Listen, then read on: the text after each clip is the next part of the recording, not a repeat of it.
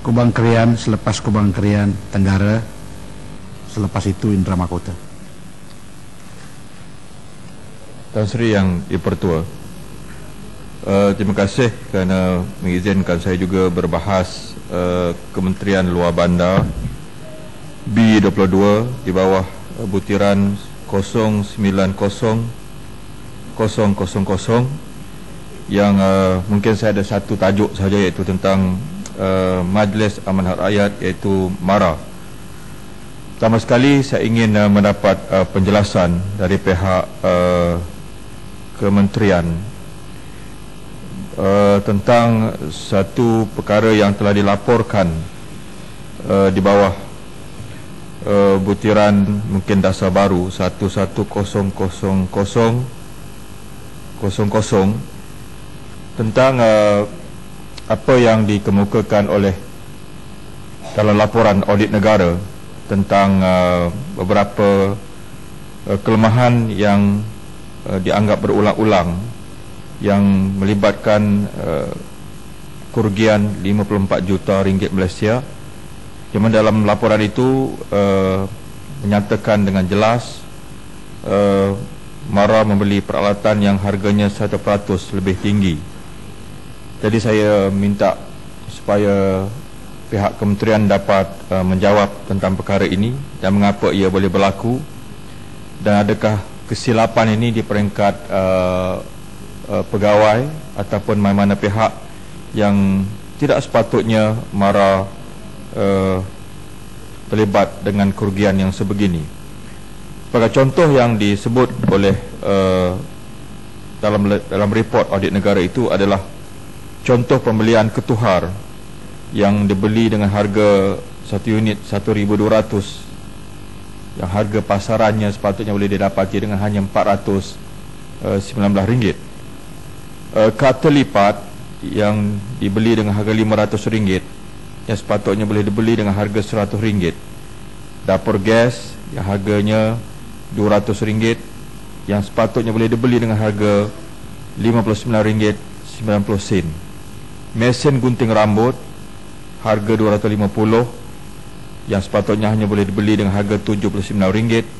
Dan pengisar iaitu blender harga RM250 yang sepatutnya harga hanya boleh dibeli dengan harga RM79.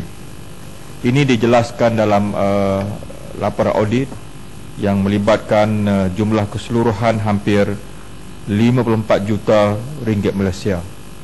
Angka ini terlalu banyak bagi MARA, yang saya rasa dengan jumlah yang sebegini, kalau dapat dijimatkan, dibelanjakan dengan cermat, dan kalau ada kecuaian ataupun ketirisan di peringkat mana sekalipun, saya rasa tidak perlu berulang-ulang sebagaimana yang disebut oleh dalam laporan audit. Di samping menjelaskan perkara ini, saya ingin mendapat kepastian ianya kesilapan di peringkat mana, di peringkat pegawai ke ataupun di peringkat mana yang seharusnya ianya tidak diulangi pada masa-masa yang akan datang. Kerana 54 juta itu terlalu signifikan, terlalu besar, yang kita rasa boleh kita agihkan untuk kepentingan-kepentingan yang lebih diperlukan, terutama bila kita setiap tahun menyaksikan ketidakkecukupan dalam MARA memberikan beasiswa kepada pelajar-pelajar yang layak untuk menerimanya. Saya rasa dalam konteks ini saya merasakan saya ingin mendapat penjelasan tentang berapakah jumlah beasiswa yang dapat dianugerahkan oleh MARA bagi tahun kemasukan ke IPTA tahun ini, yang saya harap sama ada kemasukan itu dalam IPTA dalam negeri dan juga tajaan MARA pada pelajar cemerlang untuk mendapatkan tempat di luar negara. Jadi saya harap dapat dengan angka-angka itu supaya dapat diperjelaskan ke dalam Dewan Yang Mulia ini. Demikian juga saya ingin mendapat kepastian daripada program-program yang di bawah butiran 00602 daripada Maktab Rendah Sains Semara sampailah kepada 00616 tentang unit KL, di mana kita harus memberikan perhatian terhadap potensi pelajar-pelajar kita yang berada di peringkat pengajian tinggi ini, di bawah MARA ini. Dan saya ingin mendapat beberapa penjelasan dari pihak kementerian tentang UiTM sendiri. Adakah kerajaan bercadang untuk menambah lagi bilangan-bilangan kampus di seluruh negara yang memandangkan ketidakcukupan tempat bagi pelajar khususnya Bumiputera untuk melanjutkan pelajaran mereka?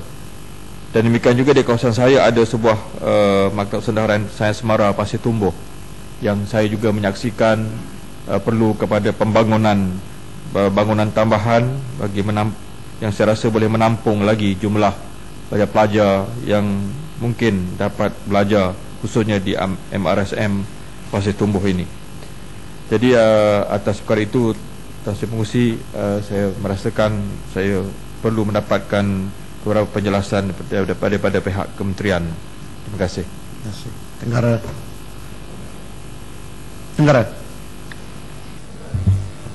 Terima kasih.